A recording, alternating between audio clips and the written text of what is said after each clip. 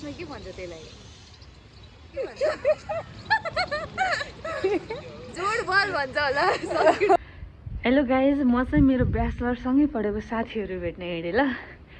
एकैछिन पछि उनीहरू बाटोमा कुरेर बसिरहेको छन्। म हजुरहरूलाई वहीँ पुगेर देखाउँछु मेरो साथीहरू।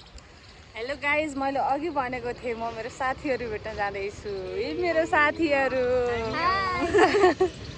हामी चाहिँ अहिले भेट्नको लागि म हो यति धेरै पहल गर्ने। पहल कदमी भन्छ नि, इङ्ग्लिसमा के भन्छ त्यसलाई? जोड बल भन्छ होला संस्कृतमा।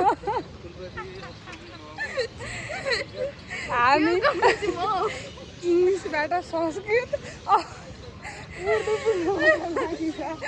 के भन्छ?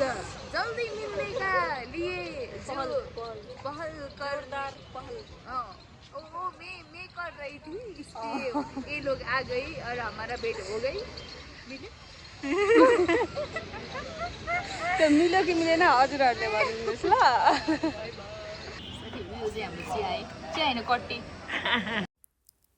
हामी चाहिँ फरक फरक काममा व्यस्त हुनाले एकजना चाहिँ यो फोटो पछि छुट्यौँ है त। हेलो, कता हो?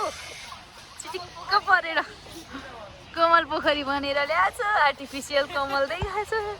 साथीलाई भेट्न जाने भनेछ। साथीसँग भेट त भयो नि।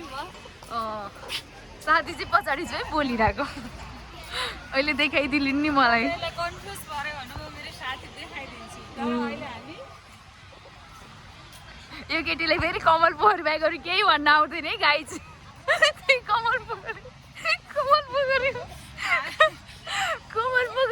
यो चाहिँ पार्क हो। यो पनि भन न प्लिज। म सिकाइरहेको छु है गाइजहरू, यो पार्क हो भन। यो चाहिँ कमल पोखरीको पार्क। यो ठाउँमा चाहिँ बुढा पाकादेखि लिएर साना बच्चाहरूसम्म चाहिँ आन्टीहरूदेखि लिएर अङ्कलहरूसम्म, ठिटाहरूदेखि लिएर ठिटीहरूसम्म होइन, सबैजना आउन सक्नुहुन्छ। त्यही हो कमल पोखरी। यसमा चाहिँ शान्त वातावरण, मनोरम दृश्य, बनाएकै भए पनि तर कमल चाहिँ हो नि भारतको राष्ट्रिय फुल। हाम्रो राष्ट्रिय फुल हेर्नलाई चाहिँ हामी कहाँ जानुपर्छ? तेह्रथुम जानुपर्छ गाइज। तेह्रथुम मात्र होइन हो, के अरे घान्द्रो गन्दा उताको छोड्दैन अहिले तेह्रथुम मात्रै। हेलो, पछाडि बोल्ने चाहिँ म हो है अघि। तपाईँहरू कन्फ्युज हुनुहुन्छ होला नि त। यसको पछाडि साथी भेट्न आएको। एउटा साथी चाहिँ गइसक्यो काममा, हामी चाहिँ बेरोजगार यतिकै हल्ला गरेर बसिरहेको छु। घुमेँ हल्ला गरेँ, अरू बाँकी केही थाहा छैन। कमल पोखरी हो भन्ने चाहिँ थाहा। त्यही घुमेँ बस्यौँ, रमाइलो छ।